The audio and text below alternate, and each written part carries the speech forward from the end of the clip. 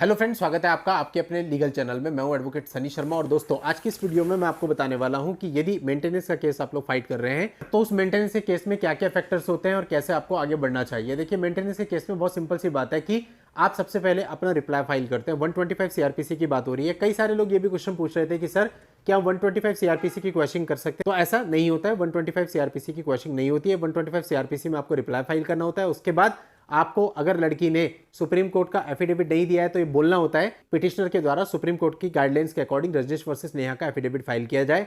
जब उसके द्वारा एफिडेविट फाइल किया जाएगा तो आप ये देखिए क्या उसने सुप्रीम कोर्ट की गाइडलाइन के अकॉर्डिंग अपनी प्रॉपर बैंक स्टेटमेंट उसमें लगाई है, क्या अपनी आईटीआर की कॉपी उसमें लगाई है, क्या अपनी जॉब डिटेल्स दी है। यदि ऐसा नहीं है और आपके पास उसके प्रूफ है तो आप सिंपली 91 सीआरपीसी की एक एप्लीकेशन लगा दीजिए कि उसने अपनी बैंक डिटेल प्रोवाइड नहीं करी है या उसने अपनी जॉब डिटेल प्रोवाइड नहीं करी है, तो वो उसको प्रोवाइड करे। यदि कोर्ट आपको ये कहता है कि आप अपना एफिडेविट भी सबमिट करिए तो आपको अपना एफिडेविट भी सबमिट करना है और according to Supreme Court guideline सारी इंफॉर्मेशन देनी है। इतने के बाद आपका जो फाइल है वो इंट्री मेंटेनेंस के आर्ग्यूमेंट पर लग जाएगी। वहां पर आर्ग्यूमेंट आपको अच्छे करने। जनरली देखा जाता है कि लड़के की तरफ से इंट्री मेंटेनेंस पर आर्ग्यूमेंट होते नहीं, कहा जाता है कि मेंटेनेंस तो लगेगा ही और आर्ग्यूमेंट किए ही नहीं जाते। मैक्सिमम केसेज में आज के समय पे ऐसा ही हो रहा है, तो ऐसा आपको बिल्कुल भी नहीं करना।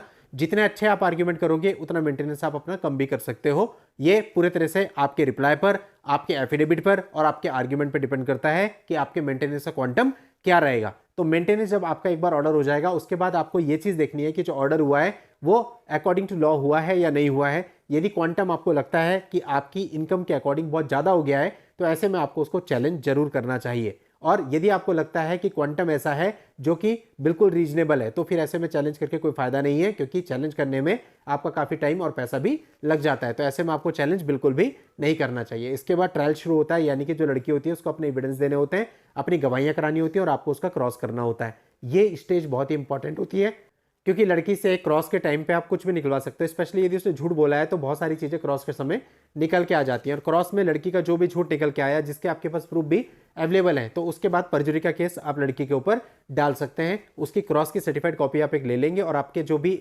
सबूत हैं, जो भी प्रूफ आपके पास है, वो सारे लगा करके उसके ऊपर परजुरी का केस फाइल कर देंगे। तो उससे क्या होगा कि सामने वाले पर प्रेशर मेंटेन हो जाएगा।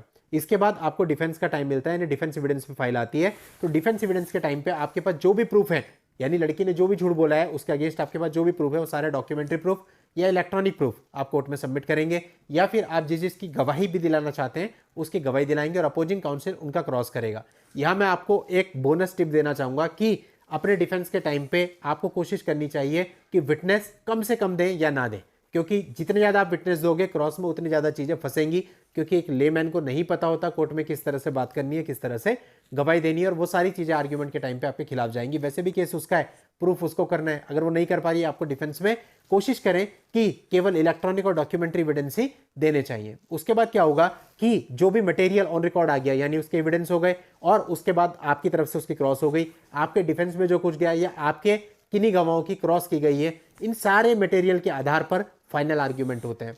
फाइनल आर्ग्यूमेंट की तैयारी बहुत ही अच्छे से होनी चाहिए और बहुत टॉप लेवल के आर्ग्यूमेंट होने चाहिए। और इन आर्ग्यूमेंट के टाइम पे जो भी आपके जजमेंट्स ऐसे हैं जो कि आपके मामले से संबंधित हैं, उनकी 2 कॉपी कम से कम आपके पास रहनी चाहिए। और उसमें जो भी ऐसा चीज है जो कि इंपॉर्टेंट है उसको हाईलाइट कर दिया जाना चाहिए और आर्ग्यूमेंट के टाइम पे जज आपको एक कॉपी प्रोवाइड की जानी चाहिए। तो जितने अच्छे आप आर्ग्यूमेंट करेंगे उतना ही बेहतर आपके मामलों में हो सकता है। कुछ रेयर ही सही, लेकिन ऐसे मामले आज भी आते हैं जहां पर मेंटेनेंस पूरे तरीके से खत्म कर दिया जाता है। वो सब कुछ इसी बात पे डिपेंड करता है कि आपने केस कैसे लड़ा। कल किसी का मैं मैसेज देख रहा था, उन्होंने बोला था साहब मेरे पास मेंटेनेंस का केस हो गया, क्या मैं जीतूंगा? अब बताओ, ये बात कोई कैसे बता सकता है? कितना सारा एक्सप्लेनेशन मैंने आपको इस वीडियो के अंदर दिया। इन सारी चीजों के आउटपुट के बेस पर, इनपुट के बेस पर ये डिसाइड होगा कि ये केस कौन जीतेगा। तो ये ऐसा क्वेश्चन नहीं है कि आप पूछें और कोई आपको बता दे।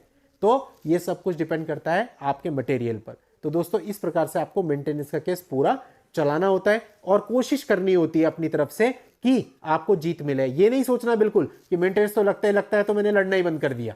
ये पूरे तरीके से गलत रणनीति है। चलिए दोस्तों, आज के इस वीडियो में इतना ही। नेक्स्ट वीडियो में नई जानकारी के साथ मैं आपसे फिर मिलता हूं। तब तक के लिए goodbye and thank you for watching. Take care.